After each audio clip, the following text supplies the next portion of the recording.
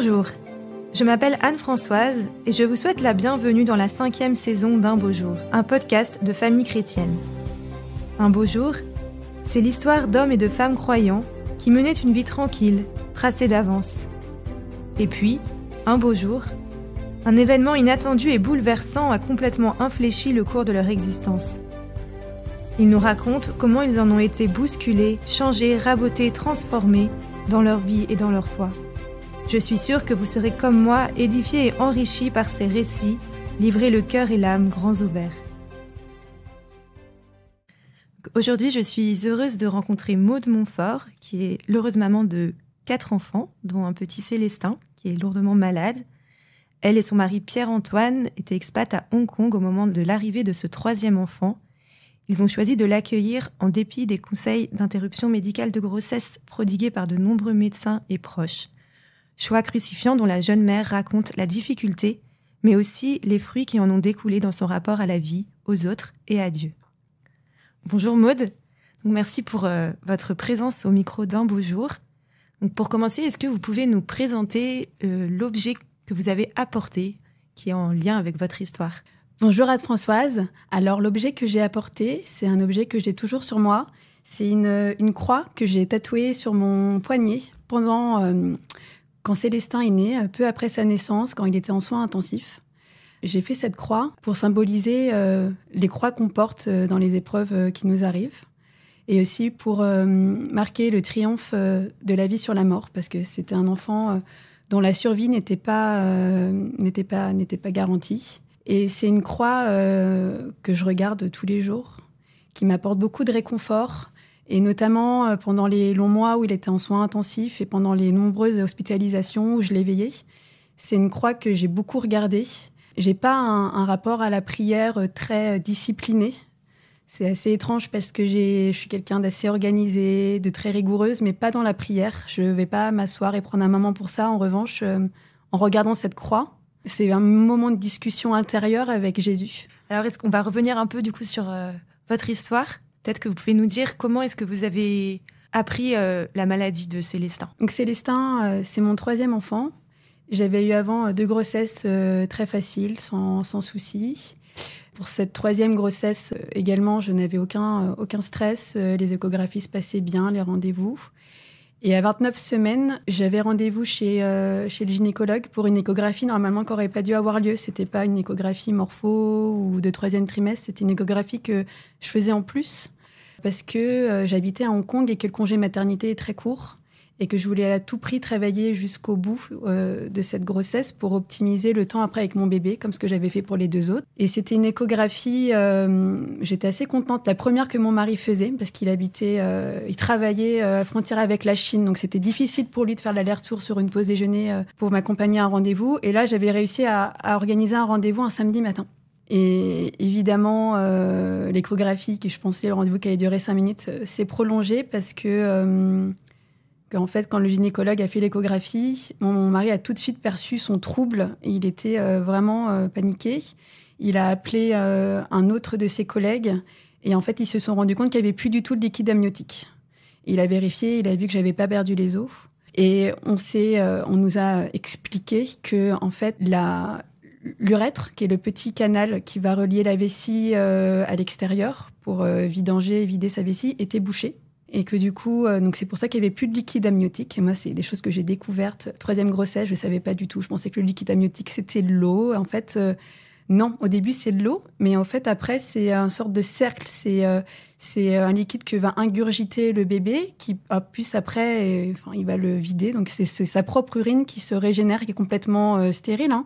Mais c'est lui qui le produit. Et en fait, sa vessie était pleine d'urine et du coup, qui était bouchée, qui ne pouvait pas se vidanger, donc il n'y avait plus du tout de liquide. Et là, les médecins nous ont expliqué que ça avait de nombreuses conséquences sur le bébé. Premièrement, d'un point de vue immédiat, les poumons ne pouvaient plus se développer. Et donc, il y avait une chance que le bébé ne survive pas à la naissance, parce qu'en faisant un arrêt respiratoire dès la sortie. Et après, ils nous ont dit le fait que la vessie soit très dilatée, les uretères, tout l'appareil urinaire, en fait, est très abîmé.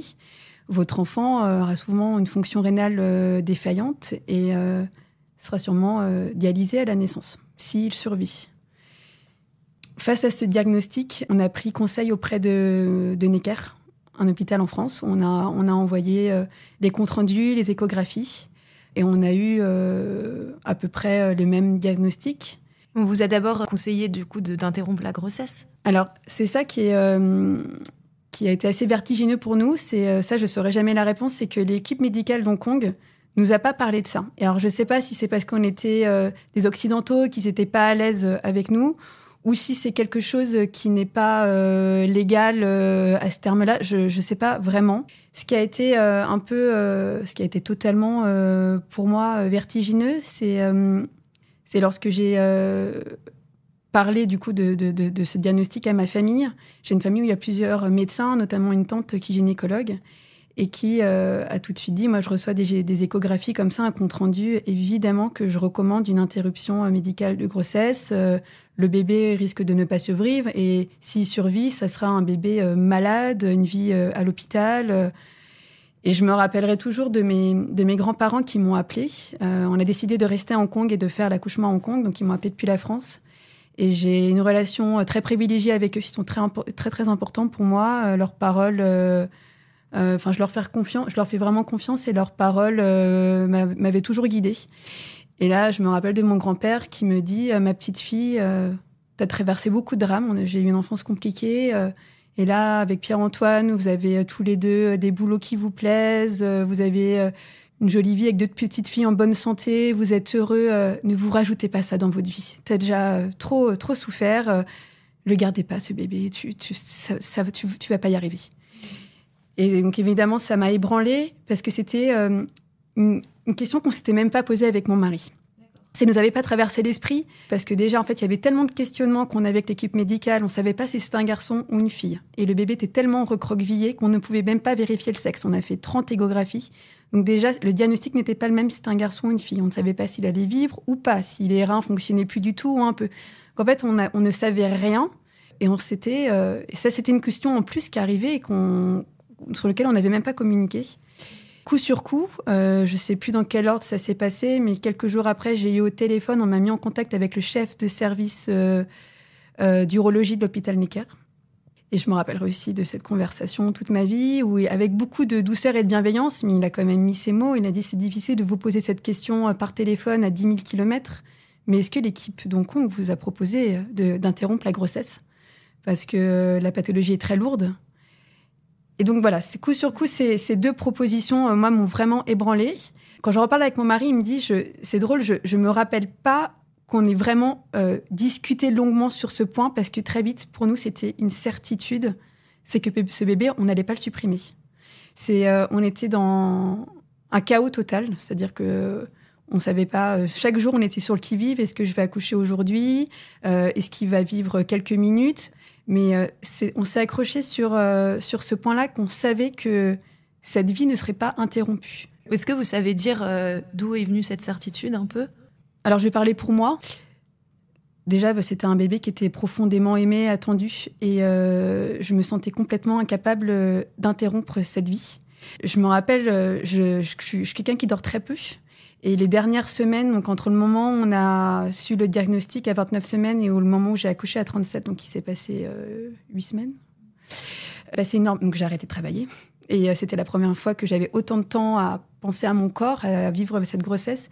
Et j'essayais de profiter au maximum des moments où je sentais ce bébé vivre en moi. Et je me rappelle me dire, au pire, il ne survit pas. C'est le pire des choses qui peut arriver.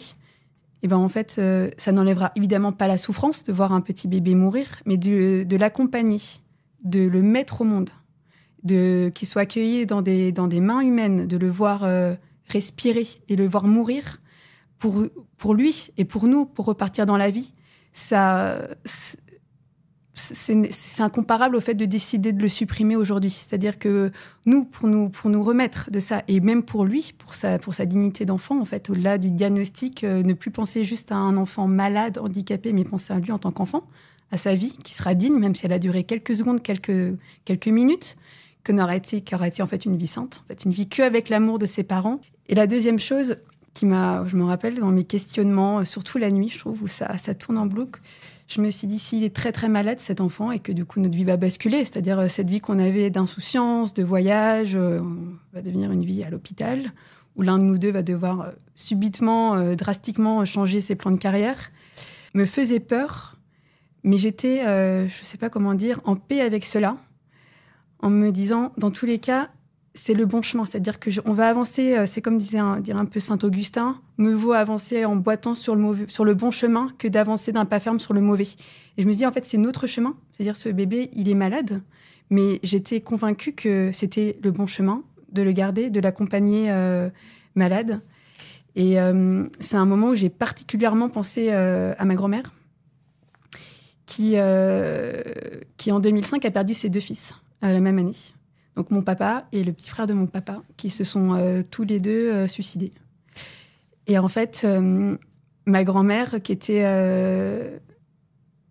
aimait profondément ses fils, qui a été évidemment complètement ébranlée par ce drame, est restée très digne, très aimante. On a pleuré ensemble. Voilà, ces personnes qu'on aimait infiniment qui n'étaient plus là. Et elle a continué, en fait, sa vie avec des petits bonheurs simples. C'est-à-dire, ce qu'elle aimait, c'était converser avec les maraîchers de Roanne, c'était d'échanger avec sa coiffeuse sur ses problèmes de cœur. Et en fait, c'était en 2005, pour moi, c'était une petite lumière dans ces ténèbres, d'avoir su, très jeune, à 17 ans, qu'en fait, de devenir mère, c'était de voir ses projets chavirer. C'est-à-dire que c'est pas le fait d'avoir des enfants, un bébé qui va naître en bonne santé, qui va nous garantir qu'on aura une maternité simple. J'avais cette certitude que d'accompagner un enfant malade, évidemment, ça allait être difficile, mais que je ne relèverais pas de décider de le supprimer. Ça, pour moi, c'était évident. Et en ayant été élevée par un papa très dépressif, que je voyais souvent au plus mal, je m'étais dit dans ma tête, je suis déjà maman de 2 petites filles, et c'était quelque chose pour moi qui était évident, une évidence, c'est que je ne voulais pas, voilà, que mes filles me voient comme ça, aussi mal, déprimée, et à pas pouvoir me relever d'une culpabilité de supprimer cet enfant parce qu'il était malade. Et bon, pour terminer sur quelque chose de très difficile et de personnel qui a aussi accompagné ces réflexions, j'avais avorté 10 ans plus tôt d'un bébé qui n'était pas désiré, une grossesse de jeune étudiante.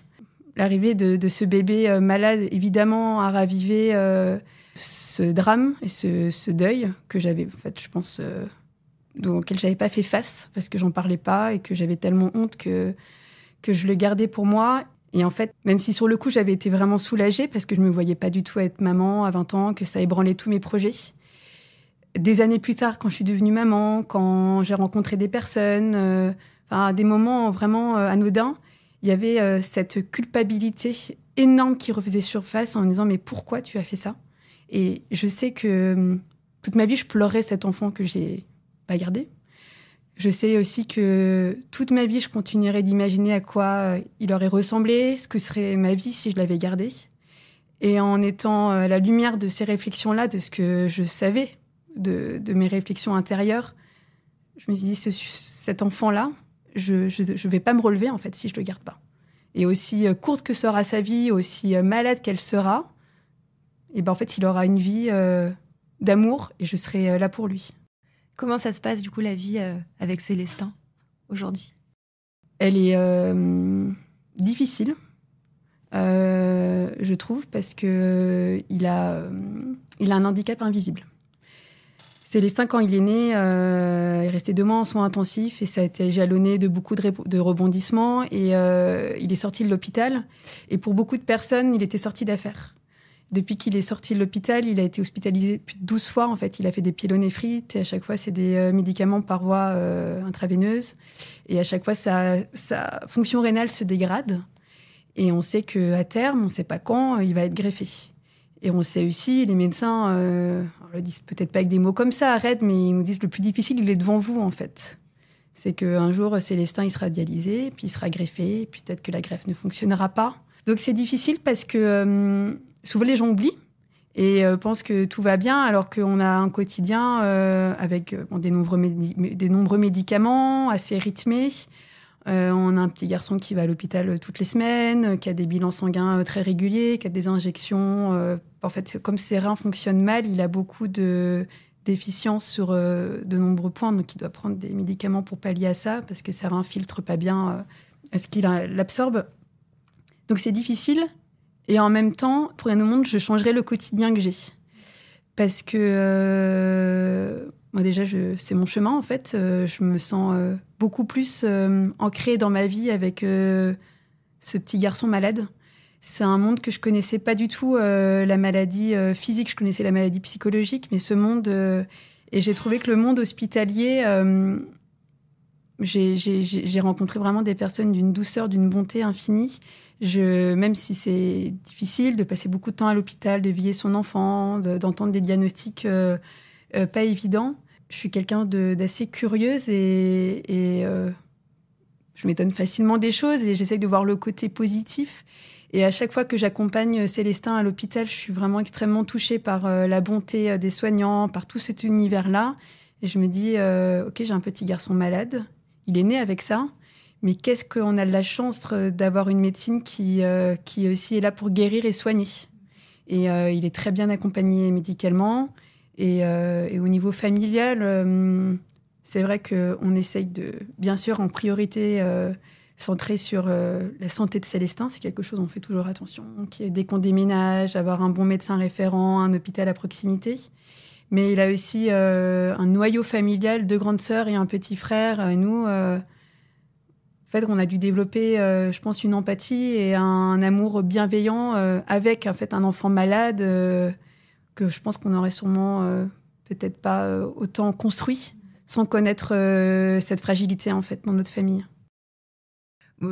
J'avais envie de vous demander, parce que vous avez parlé quand même de beaucoup d'épreuves dans votre vie, qui ont peut-être que celle-là les a ravivées aussi. Enfin, ce que vous disiez. Comment est-ce que vous gardez la tête hors de l'eau ? Qu'est-ce qui vous fait un peu tenir ? Il y a un livre que j'ai lu qui s'appelle Le Zubial d'Alexandre Jardin qui m'a beaucoup marqué, où il dit quand j'ai perdu mon père à 15 ans, la réalité a cessé de me passionner. Et moi, quand j'ai perdu mon père à 17 ans, je me suis complètement désintéressée de la réalité. C'est-à-dire que j'étais en mode pilote automatique. Je n'étais plus du tout connectée avec ce qui se passait. Il fallait juste que ça fonctionne, que je fasse des études, que je trouve un travail et que surtout qu'il n'y ait plus de drame dans la famille parce que je ne voulais pas que mes grands-parents, je ne voulais pas que ma mère, je ne voulais pas que ma petite sœur et je ne voulais pas que mon petit frère souffre davantage. Et alors, maintenant, en revisionnant le film en fait, de mes 17 ans jusqu'à, je dirais, mes 25, je dirais que j'étais infiniment malheureuse. Oui, j'étais vraiment malheureuse. Je n'étais vraiment pas dans la vie. Et je crois que en devenant maman, j'ai décidé en fait quand j'étais enceinte de mon premier enfant de me faire accompagner psychologiquement et de parler de mon papa. Et j'ai pleuré pour la première fois la mort de mon papa à 25 ans. Donc en fait 8 ans après sa mort. Et j'ai retrouvé goût à la vie et au réel et à me connecter à la réalité en devenant mère. Et donc peut-être que ça me fait peut-être sortir la tête hors de l'eau. Après, je crois qu'il y a aussi des rencontres, en fait, des belles rencontres que j'ai faites. Notamment une thérapeute à Hong Kong qui m'a aussi beaucoup accompagnée au moment de l'arrivée de Célestin et après, pendant ses hospitalisations. Et puis, je crois que la raison aussi majeure qui m'a permis de... en explorant cette douleur, m'extirper de ça et de rester connectée dans la réalité, c'était de me savoir infiniment aimée. Et c'est quelque chose où, quand j'ai perdu mon papa, j'étais pas en colère contre Dieu. Pas du tout. Je viens d'une famille... alors mon père n'était pas pratiquant, je sais pas s'il était croyant, mais en tout cas, ma mère l'était. Donc, j'ai été élevée dans une tradition chrétienne. J'étais pas en colère contre Dieu. Mais j'ai décidé d'arrêter de croire parce que je trouvais ça trop difficile, en fait, de croire en Dieu. Et il y avait certaines injonctions dans le milieu catho, parfois on perd quelqu'un qu'on entend que je supportais pas. Quand on me disait mais Dieu t'envoie des épreuves que tu puisses supporter, ou ça va te rendre très forte d'avoir perdu ton père. En fait, je supportais pas ça parce qu'au final, je savais... peut-être que le fait de ne pas pleurer, les gens pensaient que j'étais forte, ou de réussir mes études, de trouver un bon travail, mais en fait, j'étais complètement déconnectée. Je n'avais plus de passion. J'étais quelqu'un qui écrivait beaucoup. Je voulais être journaliste, d'ailleurs, ou scénariste de films. Et j'ai arrêté d'écrire le jour où il est mort. En fait, je prenais plus... j'avais plus aucune passion dans la vie. Et le fait de devenir maman, c'est pas venu d'un coup, mais je me suis donc reconnectée à la réalité et je me suis aussi vraiment reconnectée avec le Seigneur, en fait, en me sentant pleinement aimée et pas consolée. J'ai pas trouvé forcément un sens dans tout ce que j'avais vécu, mais j'ai vraiment senti que Jésus pleurait avec moi et qu'il était présent, en fait, juste là, à mes côtés. Et qu'est-ce que l'arrivée de Célestin a changé dans votre relation à Dieu ? Ça n'a pas été, encore une fois, brutal. C'est vraiment, je pense, un long processus que j'ai mûri. Avant l'arrivée de Célestin, j'avais fait un parcours alpha, donc pendant ma grossesse. Et je me rappelle qu'une femme avait témoigné d'une phrase qui était à l'origine de sa conversion. Et c'est la prière que je voulais lire et qui en fait, a retenti en moi et qui retentit toujours en moi aujourd'hui. C'est une phrase de Saint Jean dans l'Apocalypse qui est « Voici, je me tiens à la porte et je frappe. Si quelqu'un entend ma voix et ouvre la porte, j'entrerai chez lui, je souperai avec lui et lui avec moi. » Il y a également un tableau de William Holman Hunt qui illustre cette phrase qui s'appelle « La lumière du monde » qui est à la cathédrale Saint-Paul à Londres, qui a un tableau pareil, je suis très visuelle, donc qui m'a complètement déboussolée, où on voit en fait le Christ qui occupe tout l'espace et qui est devant une porte où il n'y a pas de poignée à l'extérieur. Et il y a des mauvaises herbes qui empêchent d'ouvrir la porte. C'est que des symboles et qui, en fait, nos péchés où on a tellement honte qu'en fait, on verrouille notre cœur, on verrouille notre âme. Et puis, il y a des fruits tout pourris aussi à ses pieds qui représentent aussi la réaction parfois des hommes à l'invitation de Jésus. Et ça m'a... Enfin, je vois en fait ce tableau que j'ai découvert vraiment peu de temps avant l'arrivée de Célestin et cette phrase comme des petites lumières qui m'ont aidée à éclairer ce tunnel parce que je me suis dit, mais en fait, il était là. Il était là tout le temps, en fait. Et moi, j'ai verrouillé mon cœur parce que c'était plus simple pour moi de plus croire, en fait.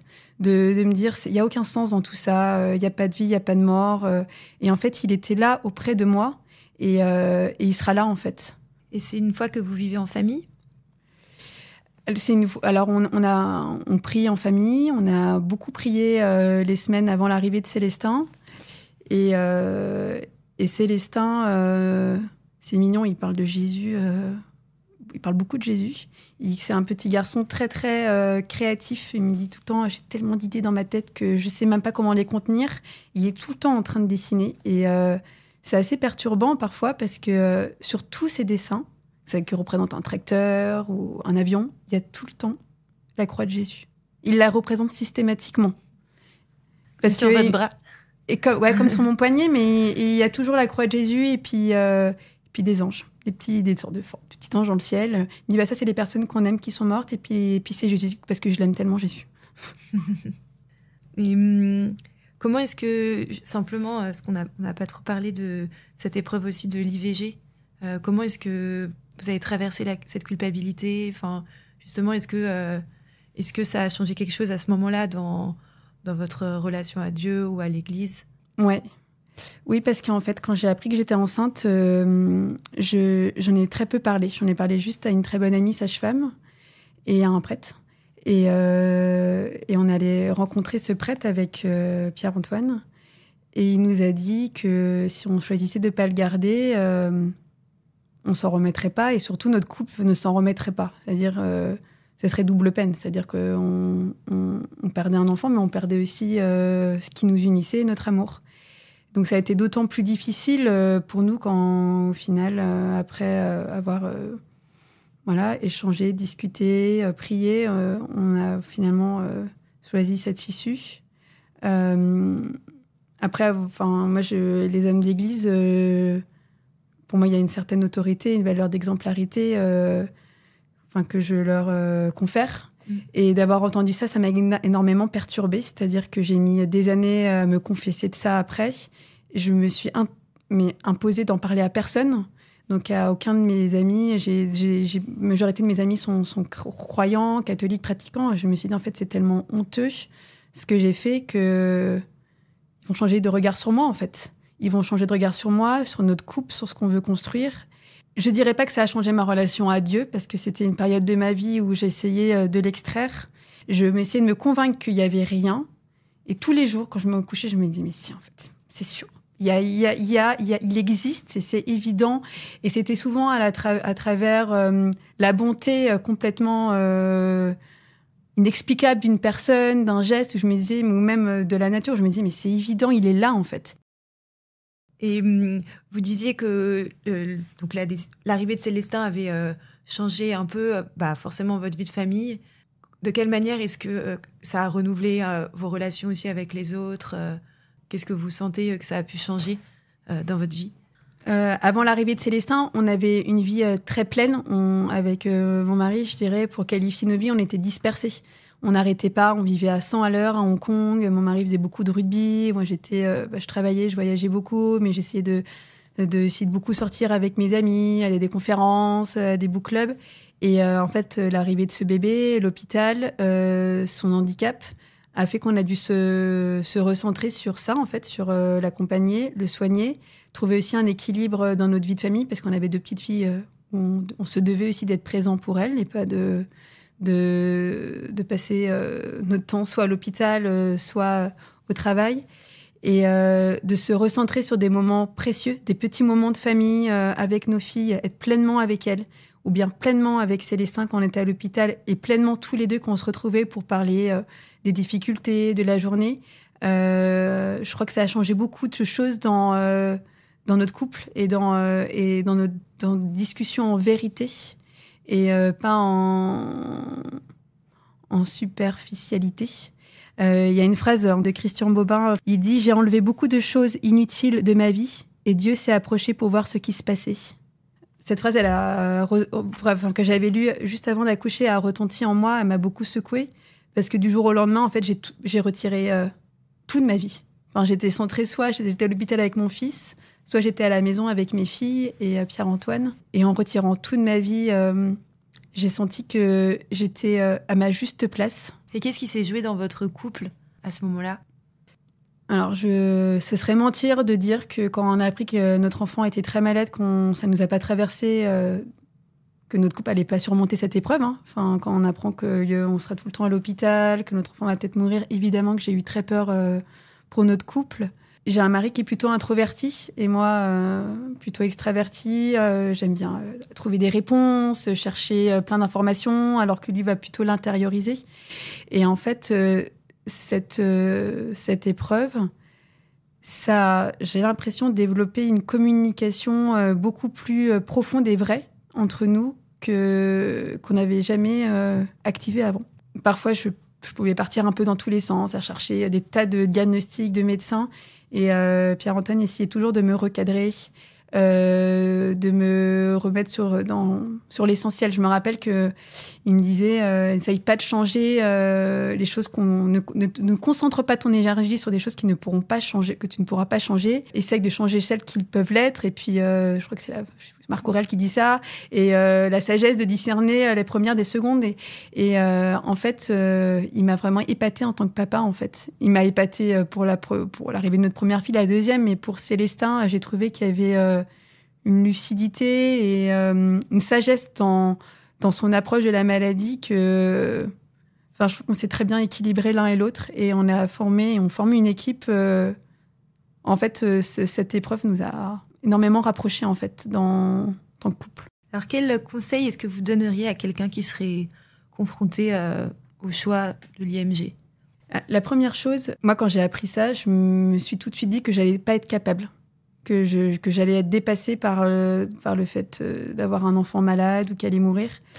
Et parce que j'ai pas du tout confiance en moi. Dès que je me lance, mais c'est pour n'importe quoi. Quand je fais un atelier philo avec des enfants, je me dis que ça va être nul. Quand j'étais dans mon boulot, que j'avais un nouveau projet, je me dis que j'allais pas le réussir. Et en fait, il y a quelque chose dont aujourd'hui je suis convaincue, c'est que c'est en me mettant dans l'action que ça fonctionne. C'est que c'est pas parce que les choses sont difficiles qu'on n'ose pas les faire, c'est parce qu'on n'ose pas les faire qu'elles sont difficiles. Et en fait, évidemment que Célestin, à chaque fois que je vais à l'hôpital, on me dit toujours, de toute façon, sa fonction rénale se détériore tout le temps.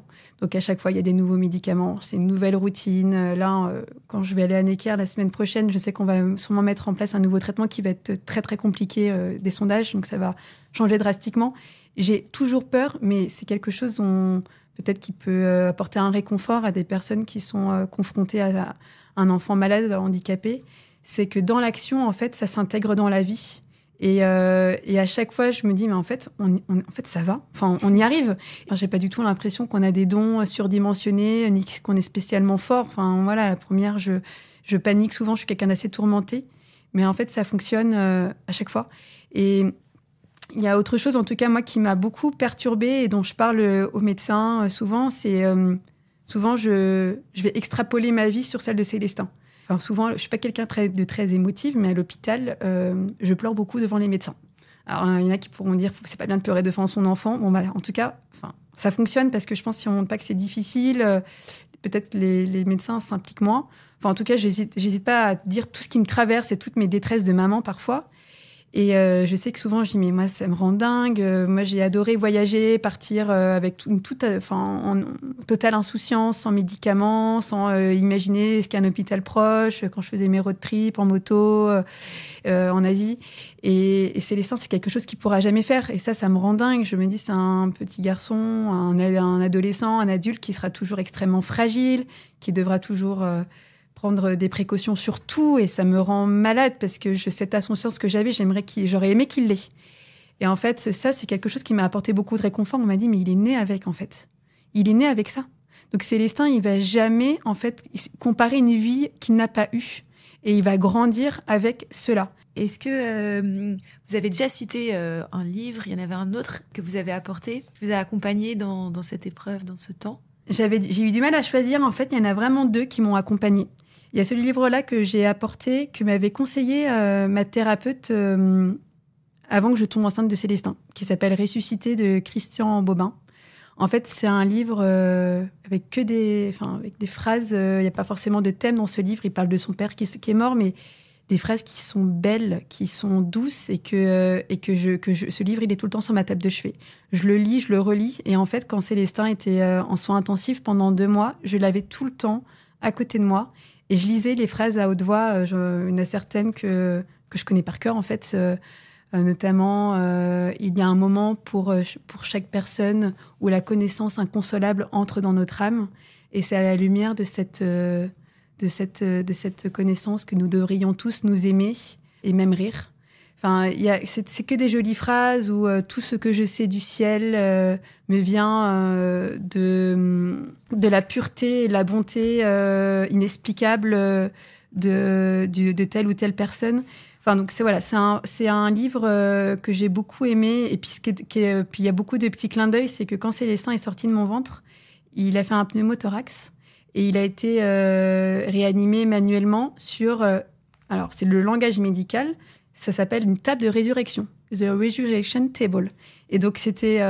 bref, j'ai vu beaucoup de clins d'œil à ce moment-là parce que c'était un livre que je ne quittais pas et voilà ce qui s'est passé. Et après, un autre livre que j'ai découvert récemment, il y a des livres qui sont assez connus pour parler de l'handicap, comme Les casseroles d'Anatole, Alice Souris. Et j'en ai utilisé un autre qui s'appelle Le manège de Petit Pierre. C'est une histoire vraie d'un petit garçon qui s'appelle Pierre Avezard, qui est né au début du XXe siècle et qui est né avec un syndrome, je ne sais plus comment il s'appelle, où il était complètement déformé. C'est-à-dire qu'il avait des trous pour les oreilles, il est né sans palais, il était hideux. Et tellement hideux qu'à l'école, tout le monde se moquait de lui. Donc, il a arrêté l'école. C'est sa grande sœur qui lui a appris à lire et écrire. Et il a été élevé dans une famille très, très aimante. Et en fait, ce petit garçon, pour un peu se protéger de la cruauté des hommes face à son apparence, il s'est créé tout un monde imaginaire.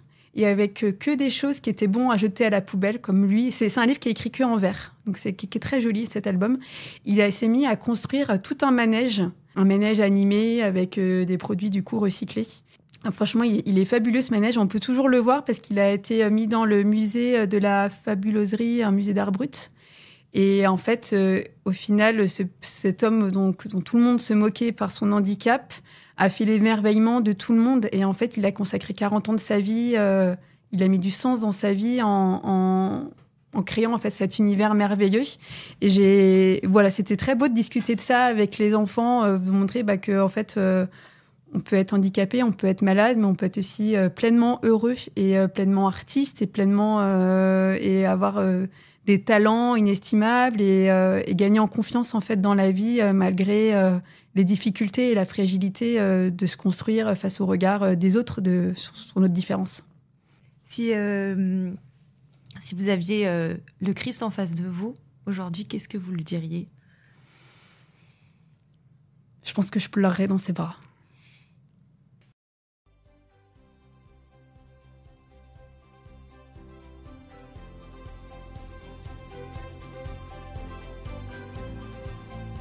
Merci de nous avoir écoutés, nous espérons que cet épisode vous a plu. N'hésitez pas à le partager autour de vous, surtout à ceux qui ont le plus besoin d'être réconfortés dans leur chemin de foi. Et n'hésitez pas à nous rejoindre sur nos réseaux sociaux, les podcasts d'EFC.